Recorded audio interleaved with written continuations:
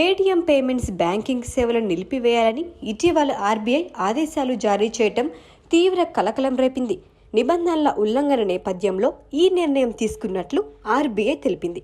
ఈ పరిణామాలతో పేటీఎం షేర్లు కుప్పకూలిపోవటం, దాని అధినేత కేంద్ర ఆర్థిక మంత్రి ఆర్బీఐ అధికారులను కలవటం జరిగినా కూడా ఫలితం లేకపోయింది.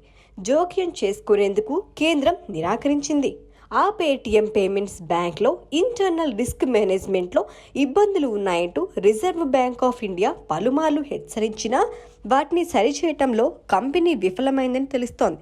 ముఖ్యంగా రాజకీయాలతో సంబంధం ఉన్న వ్యక్తుల జోక్యం ఉన్న లావాదేవీల విషయంలో కంపెనీ సరిగ్గా స్పందించకపోవటమే ఆర్బీఐ చర్యలు తీసుకునేందుకు కారణమైంది.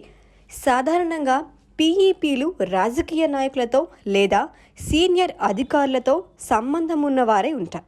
పేటీఎం పేమెంట్స్ బ్యాంక్పై ఆర్బీఐ జరిపిన ఆడిట్లో కంపెనీ రిస్క్ మేనేజ్మెంట్ వ్యవస్థలో పలు లోపాలు గుర్తించినట్లు తెలుస్తోంది. పీఈపీలను చేర్చుకోవటంలో సరైన విధానాలను పాటించలేదని సమాచారం. పీఈపీలను పర్యవేక్షించడానికి సరైన వ్యవస్థ లేకపోవటమే కాదు, అనుమానాస్పదం లావాదేవీల విషయాన్ని ప్రభుత్వానికి చెందిన ఫైనాన్షియల్ ఇంటెలిజెన్స్ యూనిట్కు సమాచారం ఇవ్వటంలోనూ పీపీబీఎల్ విఫలమైందని అంటున్నారు. ఆర్బీఐ పరిశీలనలు ఏ ఒక్క పీఈపీని లక్ష్యం చేసుకోలేదని, కేవలం బ్యాంకులో రిస్క్ మేనేజ్మెంట్ను చక్కదిద్దడంపైనే దృష్టి పెట్టినట్లు చెబుతున్నారు.